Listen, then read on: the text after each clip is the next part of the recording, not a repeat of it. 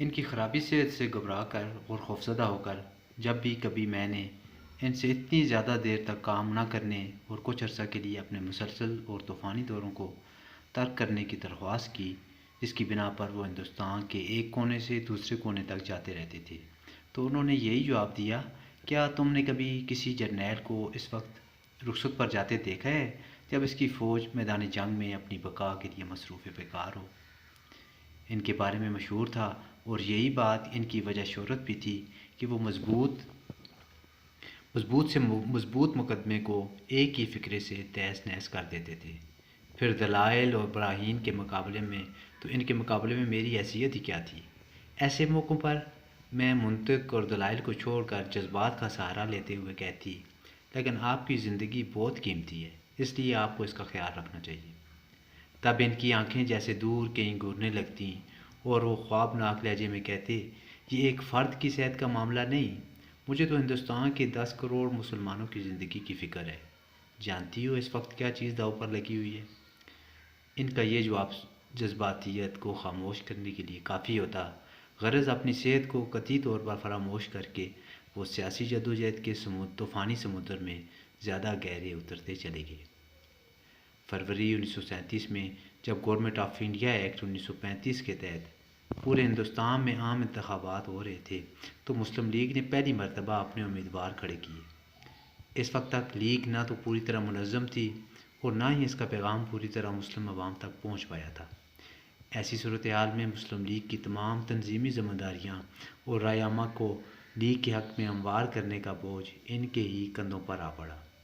ان کو دوروں کی تعداد اور طوالت میں اضافہ ہو گیا، ساتھ ہی عوامی جلسوں سے ان کے خطاب کی تعداد بھی بڑھ گئی، اور اسی مناسبت سے وہ زیادہ سے زیادہ عدیم الفرصت ہوتے چلے گئے۔ ان کے پاس اس قسم کی درخواستوں کا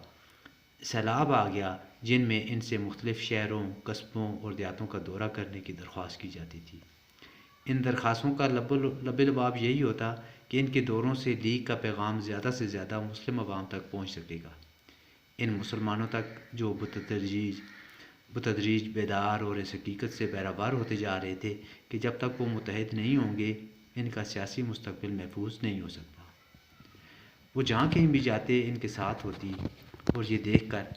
بڑی تقویت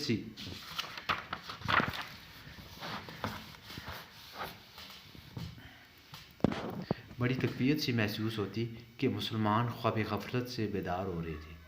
ان کی تقریریں سننے کے لیے جلسوں میں آنے والے لوگوں کی تعداد میں مسلسل اضافہ، جہاں اس امر کا غماز تھا کہ مسلم لیگ کا اثر و رسوخ